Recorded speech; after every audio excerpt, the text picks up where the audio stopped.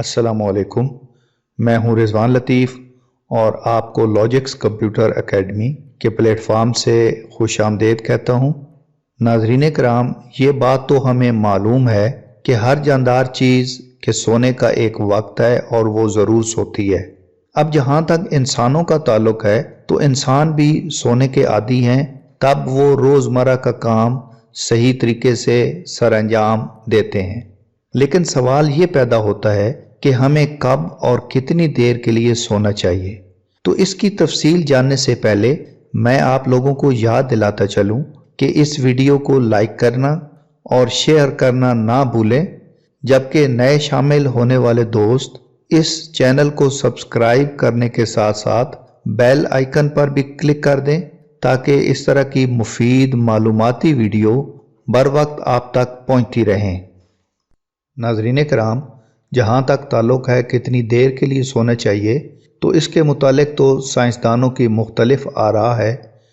कुछ कहते हैं 8 घंटे के लिए सोना चाहिए, कुछ कहते हैं 6 घंटे के लिए सोना चाहिए, और कुछ तो ये कहते हैं कि अगर आपने पलक झपक ली तो एक तरह से आपका वो जो निज़ाम है वो दुरुस्त हो जाता है, जो सोने वाला मामला है। मैं ये अमूमन लोगों से कहता हूँ कि सोने का जो वक़्त है, अगर आपको इसकी समझ आ जाए कि किस वक्त सोना है, तो ये जो सुस्ती होती है जिसकी वजह से ये ज़हन काम नहीं कर रहा होता, ये जो जमाइयाँ और अंगड़ाइयाँ होती हैं, ये जो दिल नहीं लग रहा होता ऑफिस में काम करने में, सब के सब मसाइल का हल मिल जाएगा अगर आप उस वक्त सो जाएं जिस वक्त सोना चाहिए।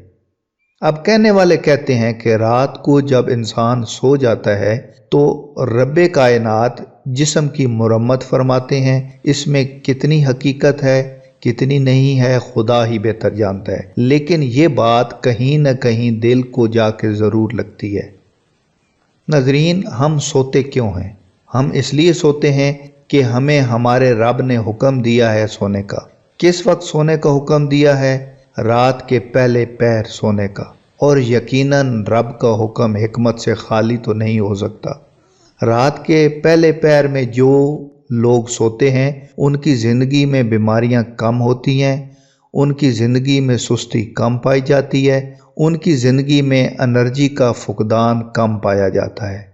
मैंने जब कुछ लोगों से तहकीक की तो वो लोग जो पहले पहर सोने के आदी थे, तो तकरीबन सभी लोगों का ये कहना था कि हमें ऐसे लगता है जैसे हर दिन हमारे लिए कहीं और से निकल कर आता है, हमारे लिए कहीं और से निकल कर आता है। उनमें से अक्सर नमाज इशा के बाद सो जाते हैं और फिर पिछले पैर किसी भी वक्त उठ जाते हैं और फिर अगले पूरे दिन जागते रहते हैं, मगर इनको कोई थकान नहीं होती। सूरज निकलने से पहले अगर आप उठ जाते हैं तो थकान कभी नहीं होती। आप भी 2-4 दिन ये तजर्बा करके देख लें, आप पूरा दिन अपने आप को हशाश बशाश और तरोताज़ा महसूस करेंगे। आप में से अक्सर लोग ये शिकायत भी करते हैं कि जिस्म में थकान है और जैसे जिस्म टूट रहा है, हालांकि रात को सोए तो थे। इसकी वजह पहले पैर की बजाय पिछले पैर सोना है और फिर सूरज निकलने के बाद जागना है। अगर आप सूरज निकलने से पहले जाग जाते हैं तो आपकी ज़िंदगी में रोशनी रहती है, यहाँ तक कि सूरज आपसे रोशनी लेके निकलता है, और अगर आप सूरज के बाद उठते हैं तो फिर सूरज अपने हिस्से का काम कर चुका होता है।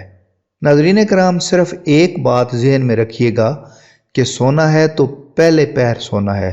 औलिया को देख लें, अंबिया को देख लें, बड़ी से बड़ी नेक हस्तियां देख लें, सब के सब पिछले पैर उठ के इबादत किया करती थी और पहले पैर सो जाया करती थी।